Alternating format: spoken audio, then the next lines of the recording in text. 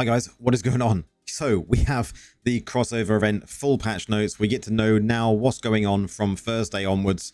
Some people will be going live Friday. I think for a lot of us, it's going to be going live Thursday onwards. But, you know, there is going to be lots of free stuff. We've got lots of legendary crests. We've got rare crests. We've got normal gems. We've got some legendary 1-star gems. There is tons of to be excited about. There is some good stuff. There is some not so good stuff. But I think we should go through and start having a look at what's to come from this patch. So guys, we all know it's going to be Hearthstone related, which obviously has been around for a long time. I haven't played Hearthstone in a long time. Did really like the game when it first came out, and I think it's got some really cool ideas when it comes to bringing it into a crossover event with Diablo Immortal. Now, as I mentioned, it is going to be going live from July 29th at 5 until 7 p.m. PDT.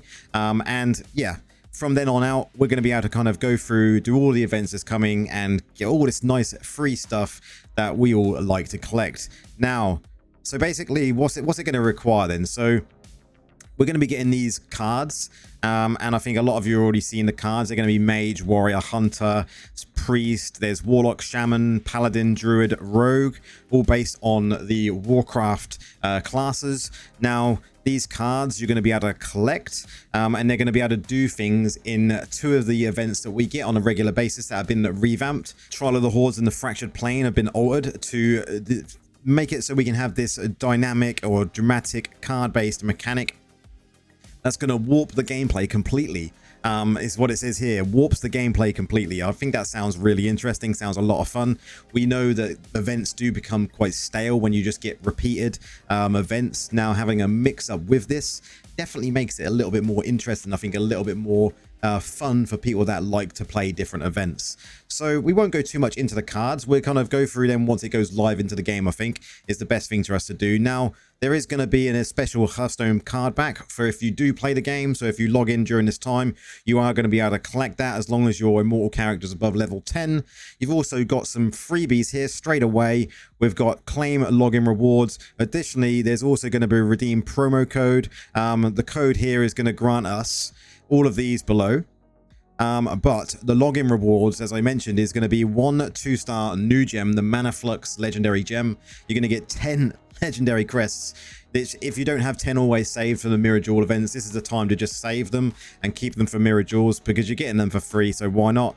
You're also going to get a Serpent Portal and you're going to get a Avatar Frame. All freebies. We may as well have them. We like freebies, right? Who doesn't like a freebie? You're also going to be able to get these Hearthstone inspired bundles to acquire in the in-game shop. So purchasing any of these bundles will grant you a copy of the Manaflux gem, as well as a free bonus card for use in Heroes of the Hearth event. So more freebies for buying things. You know, if you do spend and you want to get some extra of those Manaflux gems, and we'll go into the gem as we get down, then this is the time to kind of do it. I should expect there's going to be some really good bundles. Now, you're going to get some cosmetics. I actually like the look of this one. The actual one at the back there, the Necromancer, looks pretty cool, right?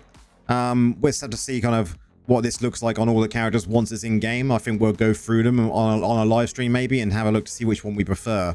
I do think they look pretty cool. We're also going to have another Winds of Fortune rolling from the July 30th at 3 a.m. We like Winds of Fortune, right? We're going to be able to get our gems twice as quick when it comes to our weekly gems. I would say, guys, save your verges until this is live so you can cap your weekly gems twice as quick. It'll save you time this week and then you'll be able to play the events more. Definitely worth thinking about, guys. You're going to be able to get plenty of gold, experience, legendary gems, normal gems, you know, and extra stuff. Items for these activities also drop in these. So we've played Winds of Fortune quite a lot. We know the drill, right? We know the drill. So going down, we've got the Roll the Die in the Gambler's Toil. Now, this is basically the event that we are used to.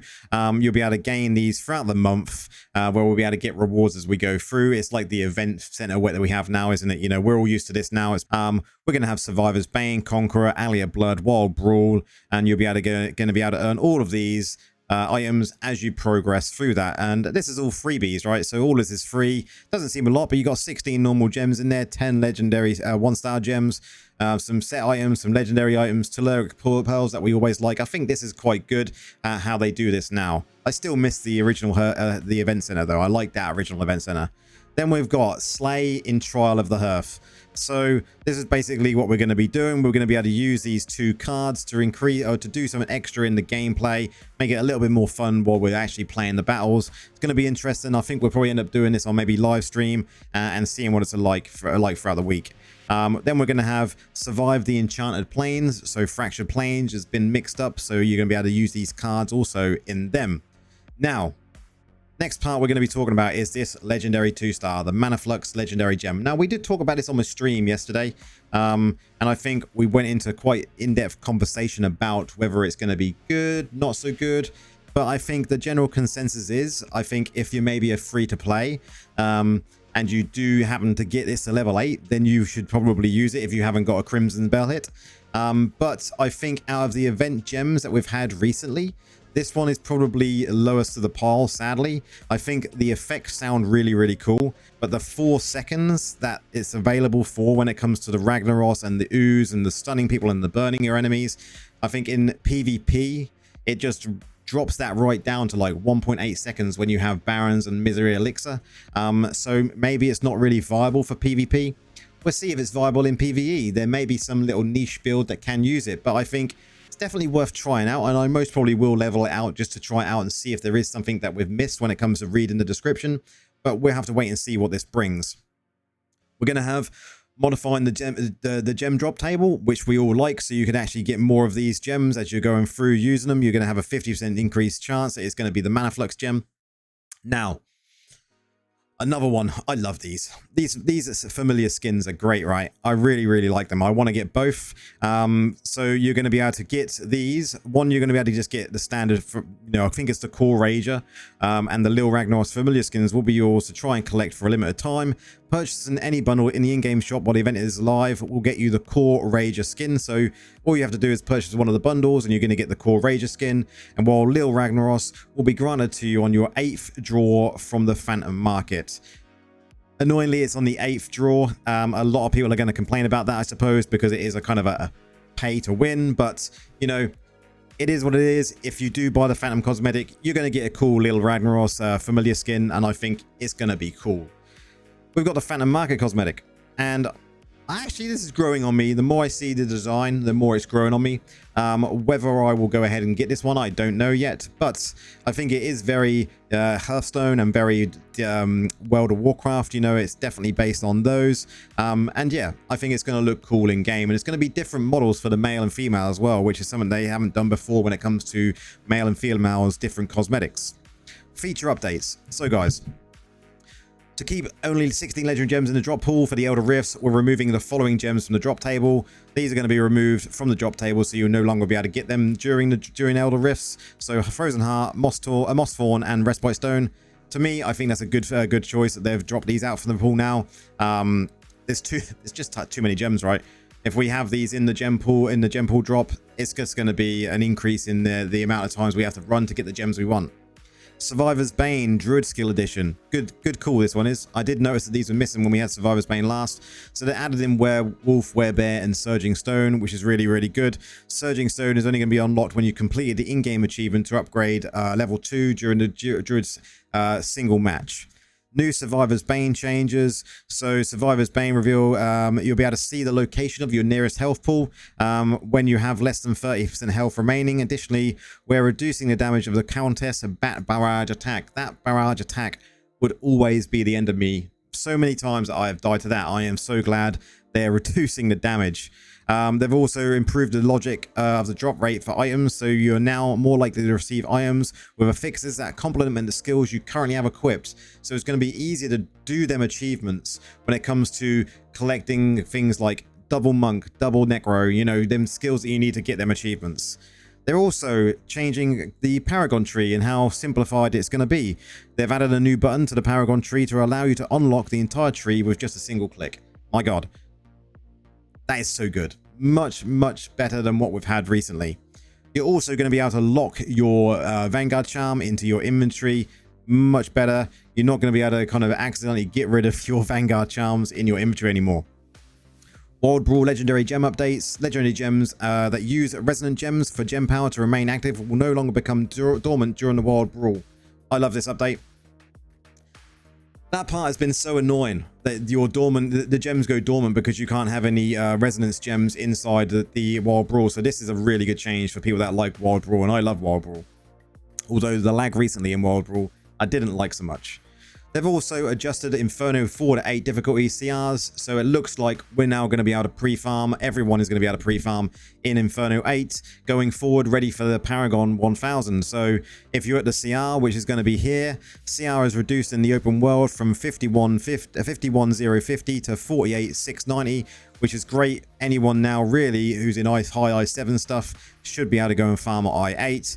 And then the challenge dungeons has been reduced from 51,770 to 49,410. So that is pretty much all of us being able to go and farm now I8 to get our green sets ready for when we hit Paragon 1000. They've also adjusted it for everything else.